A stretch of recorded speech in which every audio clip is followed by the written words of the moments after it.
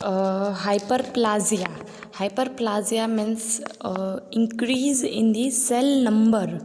First માં hypertrophy means increase in the cell size, and hyperplasia means increase in the cell number. Enlargement of organ or tissue caused by increase in the production rate of its cell. હવે first hypertrophy છે એમ generally it can be cancer or it can not be cancer. હવે જે હાઇપરટ્રોફી જે હોય છે એમાં cell size જે ઇન્ક્રીઝ થાય છે, પણ એ કેન્સરસ સેલ જ હોય એવું જરૂરી નથી. But in the case of hyperplasia, increase in the cell number, it means a proliferation of the cell, કે જેમાં રિસ્ક રહે છે કેન્સરનું, કે મે બી ઇટ્સ અ કેન્સરસ સેલ. હવે કોઈ બી ઓર્ગન હોય છે એનું એનલાર્જમેન્ટ થાય છે ડ્યુ ટુ કે જ્યારે એની સેલ જે એના નોર્મલ હોય છે એના કરતાં ડબલ એના સેલ થઈ જાય છે, એ કેસમાં હાઇપરપ્લાઝિયા કહેવાય છે. ફોર એક્ઝામ્પલ, બટ એવરી કેસમાં એ કેન્સરસ સેલ જ પ્રોડ્યુસ કરે છે એવું પોસિબલ નથી. હાઇપરપ્લાઝિયાનું એક્ઝામ્પલ જોઈએ તો endometrium હાઇપરપ્લાઝિયા. It means a condition where the lining of the uterus become thick during the menstruation cycle. During the menstruation period, endometrium lining become thick. So A thickness જે હોય છે એ શેના લીધે હોય છે? બિકોઝ જે સેલ સાઇઝ હોય છે એ ઇન્ક્રીઝ થાય છે within the 28 days, અને after 28 days it release and bleeding shades are occur in the female. So this is the hyperplasia, but that cell growth is the normal. But cancer સેલમાં બી એવું જ હોય છે કે જ્યારે નોર્મલ સેલ નંબર હોય છે એના કરતાં ડબલ પ્રોલિફરેશન થાય છે કોઈ બી પાર્ટના કેન્સરમાં. સો એ કેન્સરસ સેલ પ્રોડ્યુસ કરે છે. એ અગેઇન એના બે ટર્મ્સ છે, physiologic and pathologic hyperplasia. Got it? અને હાઇપરપ્લાઝિયા થવાનું કારણ બી various reasons behind the hyperplasia, like કોઈ ઇમ્યુનિટી રિલેટેડ રિસ્પોન્સ આવે છે ત્યારે બી હાઇપરપ્લાઝિયા થવાના ચાન્સીસ હોય છે. અને કોઈ ઇન્જરી થઈ હોય છે, સપોઝ કોઈ ઇન્જરી થઈ છે અને એ પાર્ટ પર સ્વેલિંગ આવે છે, ત્યારે બી નોર્મલ સેલ કરતાં સેલ નંબરમાં ઇન્ક્રીઝ થઈને જે સ્વેલિંગ આવે છે એ ઇમ્યુનિટી રિસ્પોન્સ બી હાઇપરપ્લાઝિયામાં કન્સિડર કરી શકાય. ઓર એની kind of changes in the body કે જેમાં સેલ સાઇઝ ઇન્ક્રીઝ થાય છે, એ બી હાઇપરપ્લાઝિયામાં કન્સિડર કરી શકીએ છીએ. Now next, atrophy. હવે atrophy means decrease in the cell size or cell શ્રિંકેજ.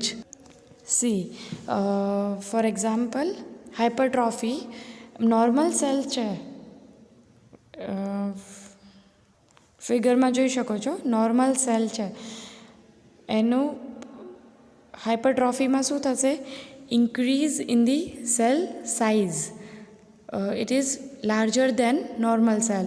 And hyperplasia means increase in their number. Cell size એની એ જ રહેશે, બટ સેલ પ્રોલિફરેટ થઈને ઇન્ક્રીઝ કરશે. હવે બંને હાઇપરટ્રોફી અને હાઇપરપ્લાઝિયા બંનેમાં કેન્સર થવાના ચાન્સીસ હાઇપરટ્રોફીમાં લેસ રહેશે, જ્યારે હાઇપરપ્લાઝિયામાં કેન્સર થવાના ચાન્સીસ ઇન્ક્રીઝ થશે, because their cells may be a cancerous cell or cancerous tissue. This is the example of muscles hypertrophy. This is the example of cardiac hypertrophy. This is the abnormal growth of cell.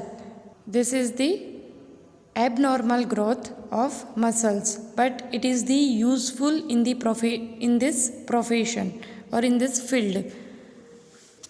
હવે atrophy means decrease in the cell size or cell shrinkage. હવે કોઈ બી જે normal cell હોય છે એને there are various reasons behind the cell shrinkage, like malnutrition. કોઈ child લઈ લઈએ તો જે નોર્મલ ગ્રોથ હોવો જોઈએ જે એજમાં, એ એજ કરતાં એના બોડીના સેલ શ્રિંક થાય છે. એટલે એ કેટલું કુપોષિત દેખાય છે કે જેના બોડી ઓર્ગન્સ બી ડેવલપ નથી થતા અને ટાઈમ જતાં એ પેશન્ટના જે મસલ્સ છે એ પ્રોપર ગ્રોથ નથી થતો, કે જેને લીધે એટ્રોપી કન્ડિશન થાય છે, decrease in the cell size or cell shrinkage. હવે નેક્સ્ટ એક્ઝામ્પલ લઈએ તો જે પેશન્ટ બર્નિંગ પેશન્ટમાં બી એટ્રોપી જોવા મળે છે કે એ સ્કિનના જે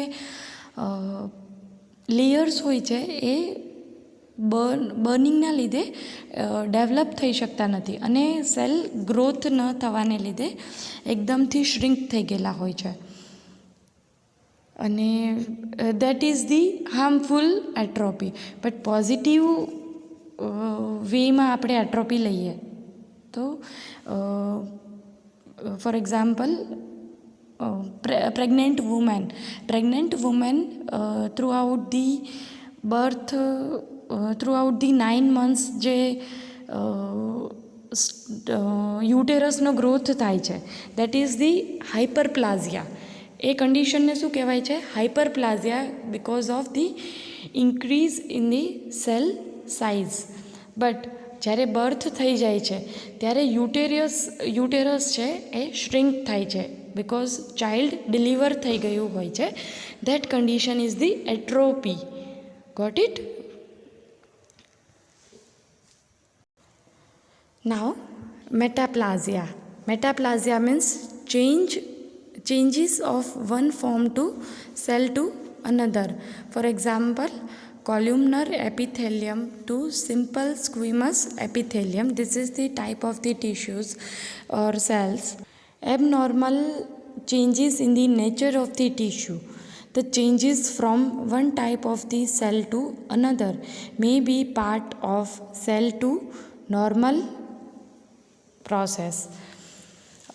Now, the reason behind the metaplasia, that is the either physiologic or pathologic stress. હવે મેટાપ્લાઝિયાનું એક્ઝામ્પલ લઈએ. ફોર એક્ઝામ્પલ કોઈ સ્મોકિંગ પર્સનનું એક્ઝામ્પલ લઈએ સપોઝ, તો સ્મોકિંગ પર્સનમાં રેસ્પાયરેટરી સિસ્ટમ જે છે એમાં નોર્મલી સ્યુડોસ્ટ્રેટિફાઈડ સેલ્સ પ્રેઝન્ટ હોય છે. બટ એક્સેસિવ સિગારેટ સ્મોકિંગને લીધે જે એબનોર્માલિટી પ્રોડ્યુસ થાય છે એને લીધે સેલ જે સ્યુડોસ્ટ્રેટિફાઈડ છે એ કન્વર્ટ થઈને સ્ક્વિમસ એપિથેલિયમમાં કન્વર્ટ થઈ જશે. That is the abnormal changes. Ultimately it is produce the disease in the human body. Another example, that kidney stone. Kidney stoneમાં નોર્મલી યુરિનરી બ્લેડર છે, એમાં જે નોર્મલ સેલ છે that is the transitional epithelium cells are present in the urinary bladder. But due to the kidney stone, હવે kidney stones એના લીધે થાય છે કે calcium level goes high in the kidney, which cannot be properly filtered by the nephron. એને લીધે kidney stone થાય છે અને કિડની સ્ટોનના લીધે જે નોર્મલ સેલ્સ છે એ કન્વર્ટ થઈને સ્ક્વિમસ એપિથેલિયમ સેલ્સમાં કન્વર્ટ થાય છે. અલ્ટિમેટલી જે જગ્યાએ પ્રોપર સેલ હોવા જોઈએ એના એ જગ્યાએ સેલમાં ફોર્મેશનમાં કે સેલના સ્ટ્રક્ચરમાં ચેન્જીસ આવે છે, that condition is the metaplasia. Just see in the example. First is the columnar cells. It can be converted in the epithelial cells. So this is the abnormal changes due to the any mechanical or any physiological pathological changes, antigens or any conditions in the human. This condition is the metaplasia. Now revise kari laiye. Hypertrophy means increase in the cell size.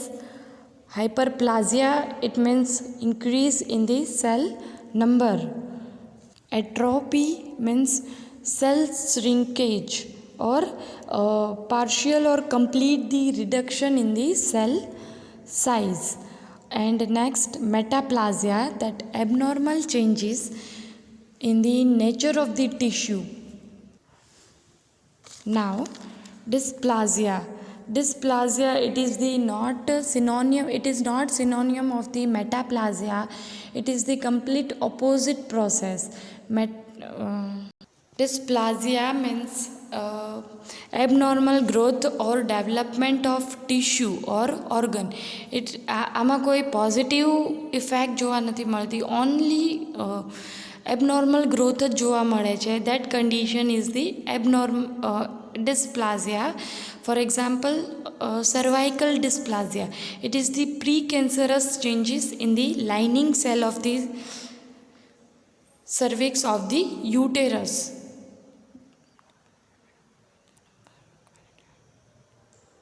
It means a depletion of the cell, reduction in the number and quality of the tissue. These are the terms regarding cellular adaptation. See, for example, hypertrophy. આપણે જોયું cardiac hypertrophy and enlargement of uterus and breast in the pregnancy. I will share this PPT.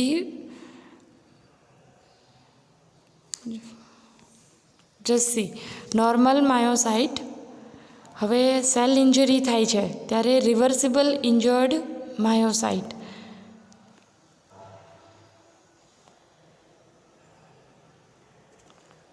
જ્યારે reversible થાય છે ત્યારે એ કન્ડિશનમાં